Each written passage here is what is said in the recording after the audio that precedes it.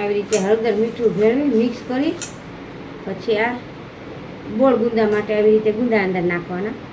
એ આવા લાલ સફેદ એકદમ ટોપલાવાળા લેવાના, બધા સફેદ ટોપલાવાળા હોય ને એકદમ.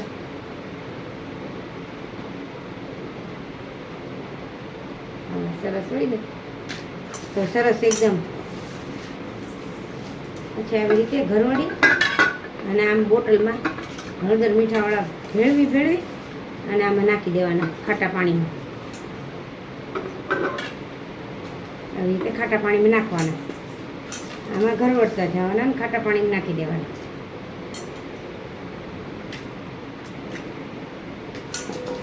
બધા ભેળવી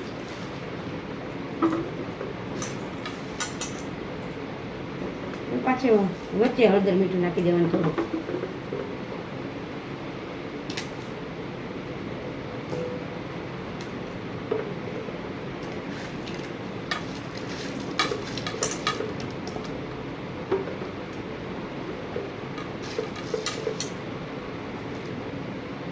બધા બુડી જાય ને એવી રીતે ખાટા પાણીમાં નાખી દેવાનું.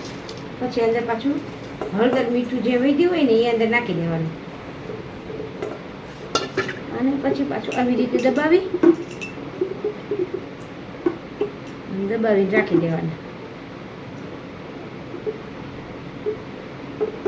આવી રીતે મૂકી દેવાનું. પછી બણી ઢાંકીને મૂકી દેવાની અને કાલે રાઈના પૂરી આવે ને એની પોટલી વાળવાની અને એમાં આવી રીતે આમ પોટલી મૂકી દેવાની, એક પોટલી વાળી, એટલે ગુંદા એવા ને એવા કડક રહે.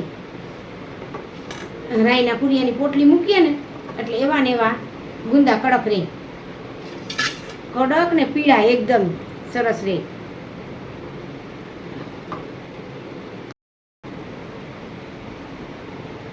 આ થઈ ગયા આપણા ગોળ ગુંદા સરસ. એકદમ ટાઈટ બંધ કરી દેવાનું એટલે સરસ મજાના એકદમ સરસ આ રહેશે પીળા અને કડક આ ગોળ ગુંદા. અને એમાં રાઈના પૂરિયા નાખીએ ને એટલે ઉપર જે ઓલી છારી બાજે ને એ બરોબર સરખી બાજે બધી બાજુ, એટલે પુડલા જેવું થાય ને તો એ લઈ લેવાનું ગમે ત્યારે થાય ને ત્યારે.